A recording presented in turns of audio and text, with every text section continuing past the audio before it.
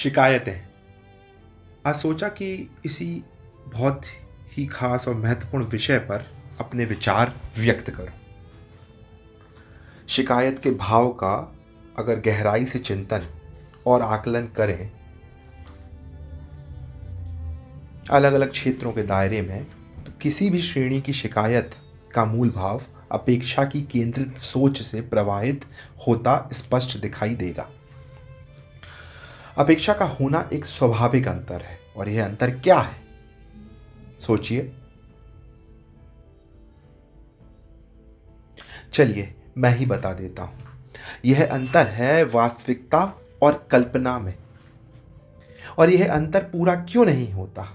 वो इसलिए क्योंकि काबिलियत और क्षमताओं को सही दिशा में बढ़ाने के बिल्कुल विपरीत कुछ चंद अपने आप को पीड़ित, शोषित, वंचित कह कहकर और अंततः मानकर अंधविश्वास की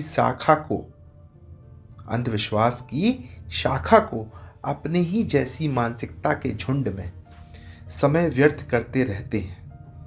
और यह अंतर उस हद तक बढ़ जाता है कि किसी भी समस्या का समाधान ना होने का मुख्य कारण ऐसों की मनोस्थिति और परिस्थिति में अनगिनत शिकायतों की एक सूची सी हमेशा तैयार रहती है। तुलनात्मक विचारधारा सकारात्मक और नकारात्मक दोनों हो सकती है, और यह बात इस बात पर निर्भर करती है कि तुलना दूसरे को झुकाने के लिए है या फिर खुद को आगे बढ़ाने के लिए। और इसी नियत के आधार पर एक तुलना के भाव से जुड़ी क्रिया प्रतिक्रिया और अंततः परिणाम पूरी तरह एक दूसरे से विपरीत हो सकता है, क्योंकि एक स्वयं की सफलता को चाहता है, वहीं दूसरी तरफ दूसरा विफलता को, वो भी दूसरे की। शिकायत किसी दूसरे से नहीं, स्वयं से कीजिए।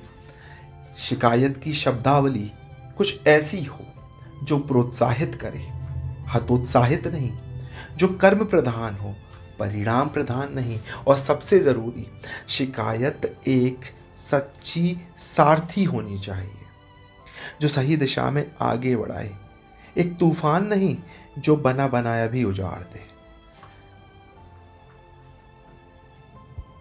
धन्यवाद।